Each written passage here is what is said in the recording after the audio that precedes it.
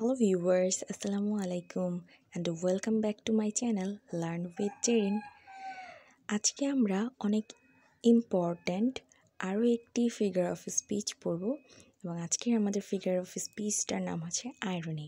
Irony হচ্ছে কোনো ব্যক্তির একটি কথা বা এক্সপ্রেশন যা শুনতে স্বাভাবিক বাক্য বা প্রশংসা মনে হলেও এর আসল অর্থটা সাধারণত বিপরীত, উল্টো বা ব্যঙ্গাত্মক হয়ে থাকে।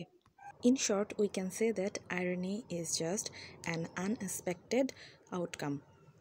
অর্থাৎ যেখানে প্রত্যাশা থাকে একরকম কিন্তু বাস্তবে ঘটে তার সম্পূর্ণ বিপরীত বা উল্টো। অর্থাৎ আইরনি হচ্ছে যেখানে প্রত্যাশা থাকে একরকম কিন্তু বাস্তবে তা সম্পূর্ণ ভিন্ন বা বিপরীতটাই ঘটে। আইরনি সাধারণত হিউমোরাস অর্থাৎ হাস্যরস বা মজা অর ইমফ্যাটিক ইফেক্ট অর্থাৎ কোনো বিষয়ের উপর জোর দেওয়া, মজা করা বা হাস্যরস সৃষ্টির উদ্দেশ্যেই মূলত আইরনি ব্যবহার করা হয়। আইরনি শব্দের অর্থ বিদ্রূপ। আইরনি সাধারণত 3 ধরনের হয়।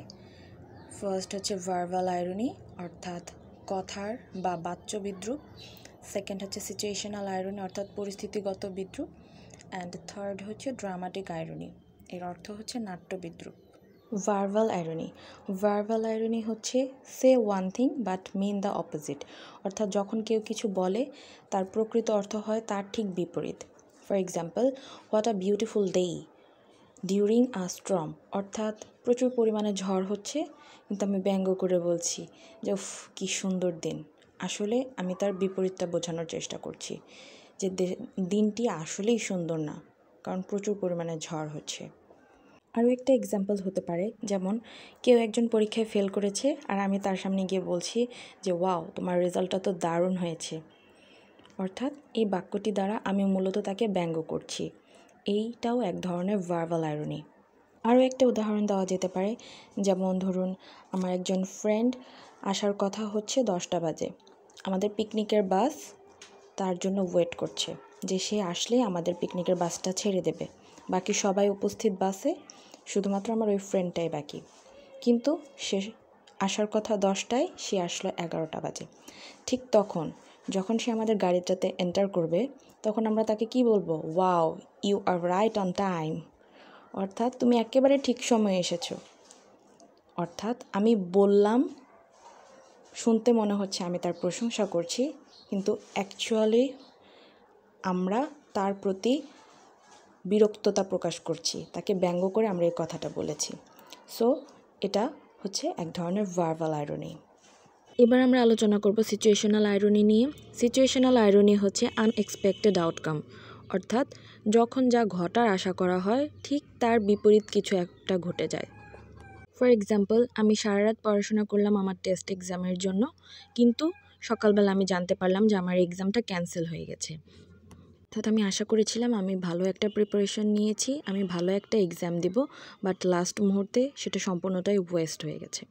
আরও একটা উদাহরণ হতে পারে, যেমন আমরা বলতে পারি যে ফায়ার স্টেশনে আগুন লেগেছে। এটাও এক ধরনের সিচুয়েশনাল আইরনি, কারণ এটা অবাক হওয়ার মতন একটা কারণ যে ফায়ার স্টেশনে আগুন লেগেছে, কারণ ফায়ার স্টেশনের মূল কাজই হচ্ছে আগুন নেভানো। সেখানে যখন আগুন লেগে যায় তখন সেটাকে আমরা আইরনি হিসেবে ধরতে পারি। আরও একটা উদাহরণ বলা যেতে পারে, যেমন a police officer gets arrested অর্থাৎ একজন পুলিশ অফিসার কি অ্যারেস্ট হয়েছে। এটা সম্পূর্ণই আনএক্সপেক্টেড একটা জিনিস, কারণ পুলিশ অফিসারের কাজই হচ্ছে মূলত সন্ত্রাসকে অ্যারেস্ট করা, কিন্তু যখন সে নিজেই অ্যারেস্টেড হয়ে যাবে তখন কি আমরা এটাকে সিচুয়েশনাল আইরনি হিসেবে ধরে নেব। অর্থাৎ যা ঘটার আশা করা হয় ঠিক তার বিপরীতটাই এখানে ঘটে গেছে। এবার আমরা আলোচনা করব ড্রামাটিক আইরনি নিয়ে। ড্রামাটিক আইরনি হচ্ছে সাধারণত কোনো নাটক বা কোনো উপন্যাসে দর্শক বা পাঠকরা কোনো গুরুত্বপূর্ণ বা টার্নিং পয়েন্টটা তারা জানে, বাট চরিত্রগুলো জানে না। For example, Romeo and Juliet, শেক্সপিয়ারের লেখা one of the most famous tragic drama. সেখানে রোমিও ভাবে যে জুলিয়েট মারা গেছে, কিন্তু অডিয়েন্স জানে যে জুলিয়েট মারা যায়নি, জুলিয়েট জীবিত আছে। প্রসঙ্গক্রমে রোমিও অ্যান্ড জুলিয়েট নাটকটার এন্ডিংয়ের দিক থেকে একটু সংক্ষেপে বলছি, তাহলে একটু ক্লিয়ার হবে যে কিভাবে অডিয়েন্স জানে যে জুলিয়েট বেঁচে আছে বাট রোমিও জানে না। তো নাটকটার প্রায় শেষের দিকে একটা স্টেজ আসে যখন জুলিয়েটকে পারিবারিকভাবে অন্য কোথাও বিয়ে দেওয়ার প্রসঙ্গ আসে। তখন জুলিয়েট হচ্ছে বিয়েতে অমত ছিল, তবুও তাকে জোর করে বিয়ে দেওয়া হচ্ছিল। তো ওই রকম সিচুয়েশানে জুলিয়েট সাহায্যের জন্য ফ্রিয়া লরেন্স নামক একজন ক্যারেক্টার আছে, তার কাছে যায় একটা ওষুধ চাইতে। যেই ওষুধ হচ্ছে তাকে কয়েক ঘন্টার জন্য সাময়িক ক্যাটালেপসি বা কোমাতে ফেলে দেবে, এবং ফ্রিয়া লরেন্স প্রতিশ্রুতি দেয় যে তিনি একজন বার্তাবাহককে পাঠিয়ে রোমিওকে জানিয়ে দেবে যে জুলিয়েট বেঁচে আছে। বাট তখনকার সময় হচ্ছে প্লেগ রোগের অনেক সূত্রপাত ঘটে যায়। প্লেগ রোগ এত মহামারী আকার ধারণ করে যার কারণে উনি হচ্ছে সময় মতন রোমিওকে খবরটা জানাতে পারে না। তো রোমিও এক পর্যায়ে জানতে পারে যে জুলিয়েট মারা গেছে। তো তখন কষ্টে রোমিও একটা দোকান থেকে বিষ কিনে জুলিয়েটের যে সমাধিস্থল সেখানে যায়। এরপর সেখানে গিয়ে জুলিয়েটকে মৃত বলে বিশ্বাস করে সে বিষ পান করে। কিন্তু আমাদের অডিয়েন্সরা এবং রিডাররা জানে যে জুলিয়েট আসলে মারা যায়নি। একটা পর্যায়ে ড্রামাটাতে জুলিয়েট যখন জেগে ওঠে এবং জানতে পারে যে রোমিও মারা গেছে, তখন সে ছুরিকাঘাত করে নিজেও মারা যায়। এভাবেই রোমিও অ্যান্ড জুলিয়েট ড্রামাটার একটা ট্র্যাজিক এন্ডিং হয়। সো ওই ড্রামাটার এই এন্ডিংটা ছিল একটা ড্রামাটিক আইরনির অন্তর্ভুক্ত অংশ, যেখানে প্রকৃত টুইস্ট টার্নিং ফ্যাক্টটা রিডার্সরা, অডিয়েন্সরা জানে, বাট ক্যারেক্টাররা জানে না।